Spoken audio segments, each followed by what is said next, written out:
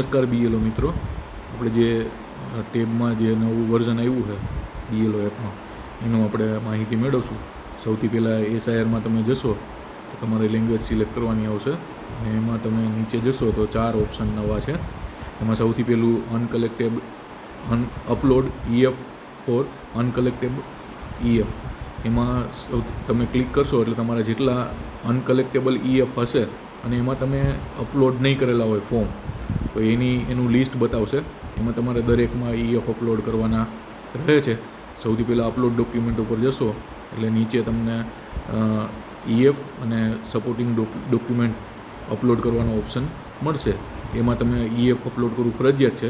Supporting document જો કોઈ હોય તો એ પણ અપલોડ કરી દેવા અને છેલ્લે સબમિટ બટન દબાવો એટલે તમારા જે અનકલેક્ટેબલ EF હશે એના ડોક્યુમેન્ટ અપલોડ થઈ જશે.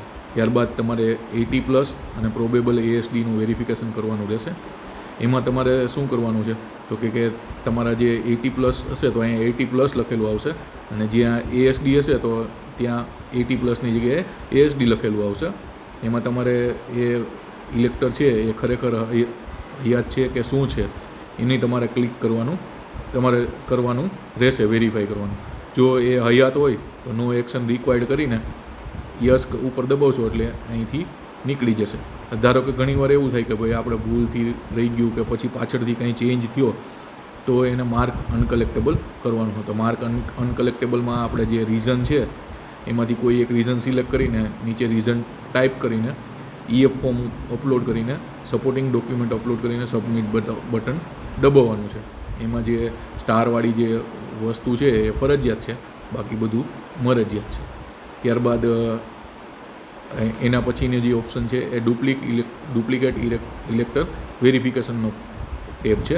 એમાં તમારા ભાગમાં જેટલા વિધિન પાર્ટ, વિધિન એસી અને એક્રોસ ધ એસી એ જે હશે જેટલા સિમિલર એન્ટ્રીઝ હશે એ બતાવશે.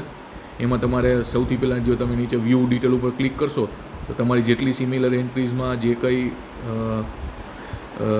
બીજી એસીના જે મતદારો છે એનો ફોટો અને એનું જે સિરિયલ નંબર ને એ બધું બતાવશે.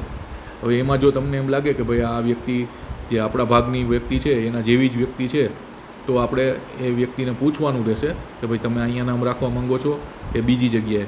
જો એ વ્યક્તિ એમ કહેશે કે ભાઈ ના અમારે તો અહીંયા જ નામ રાખવું છે તો નો એક્શન રિક્વાયર્ડ ઉપર ક્લિક કરવાનું રહેશે. અને જો એ વ્યક્તિ એમ કહે કે ભાઈ ના અમે તો બીજી જગ્યાએ રહીએ છીએ અને અમારે અહીંયા નામ નથી રાખવું તો માર્ક અનકલેક્ટેબલ ઉપર ક્લિક કરીને રીઝન સિલેક્ટ કરીને EFનું એમાં રીઝન લખીને EF અપલોડ કરવાનું રહેશે અને સબમિટ બટન દબાવવાનું છે તો એ માર્ક અનકલેક્ટેબલમાં વહી જશે.